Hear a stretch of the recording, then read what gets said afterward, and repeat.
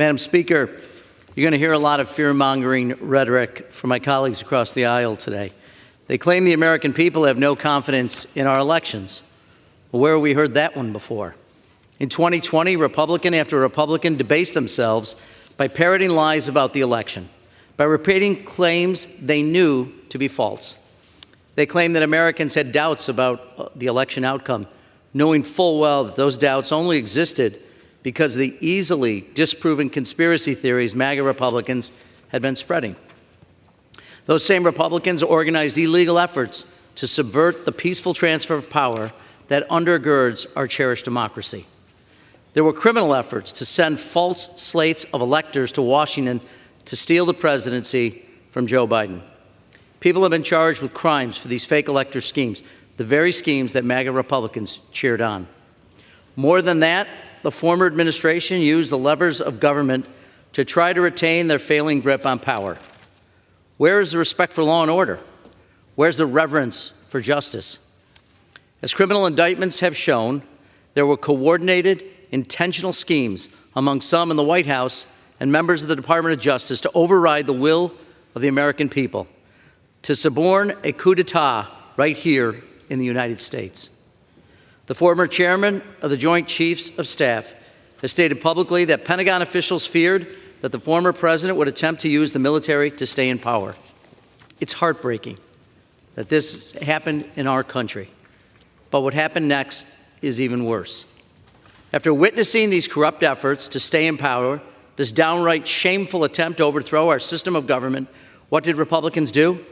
Did they defend this country from all enemies, foreign and domestic? No, they cowered.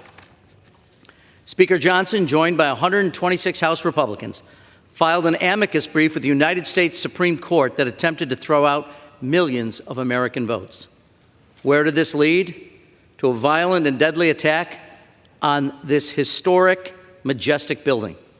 To our colleagues who in this very room on both sides of the aisle, clad in escape hoods and frantically calling loved ones, praying for divine deliverance. As the mob stormed the Capitol, savagely beating police, calling for the execution of the sitting Vice President of the United States, the former president sat idly by. He did nothing to stop the attack. He did nothing to try to save lives, to save the Republic. He watched television in the White House for hours as the democracy was shaken to its core.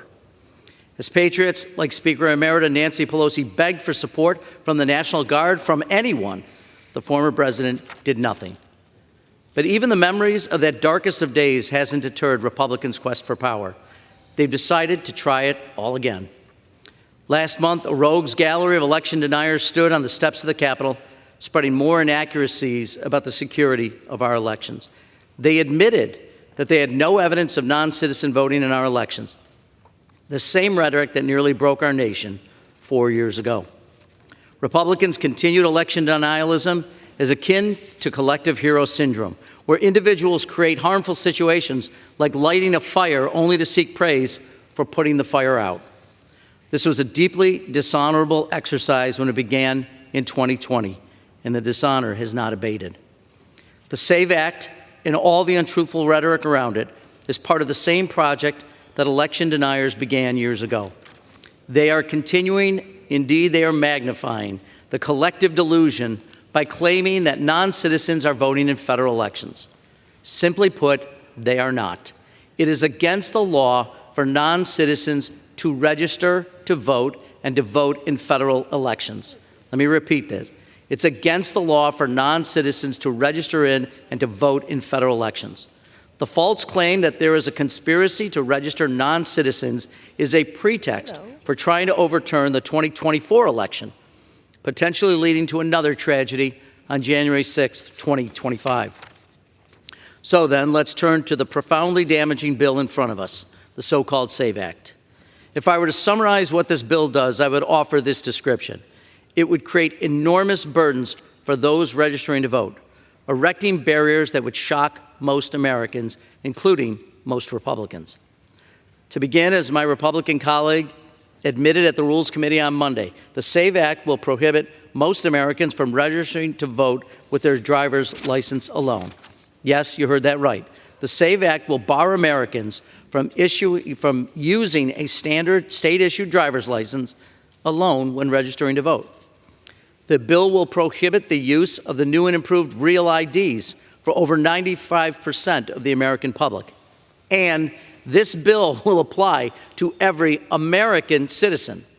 So what is a citizen to do if they cannot use their real ID compliant driver's license?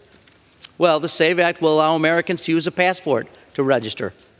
But only 48% of Americans have a passport. So over 130 million Americans are out of luck. But wait, as they say, there's more. Can a member of our military use their military ID to register to vote? Surely military IDs will be enough to register to vote in our elections. Not so. According to Republicans, service members will need to bring their military ID and a copy of their service record showing their place of birth within the United States. But many service members were born abroad, say to military parents overseas. Well, then those service members will be entirely blocked from using their military ID to register. And this bill requires any new registrant to show their proof of citizenship in person at an election office. So any service member deployed overseas that wants to register to vote will not be able to. No dice. That's right, the SAVE Act will prevent members of our armed forces deployed overseas from registering to vote. Republicans are pushing a bill that will disenfranchise U.S. military personnel protecting us overseas from registering. It's unpatriotic and it's shameful. And wait, there's even more. Native American voters will be unable to use their tribal IDs to register to vote unless their tribal ID demonstrates their place of birth in the United States.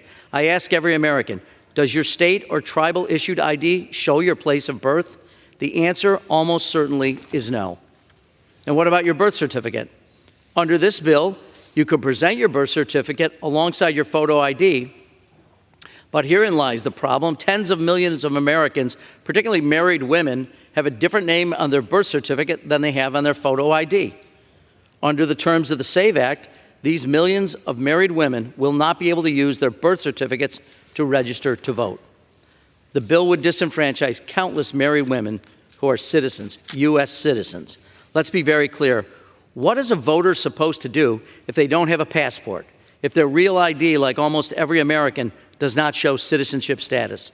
Well, then the SAVE Act will not allow them to register, especially millions upon millions of American women, students, service members, Native voters, and many more.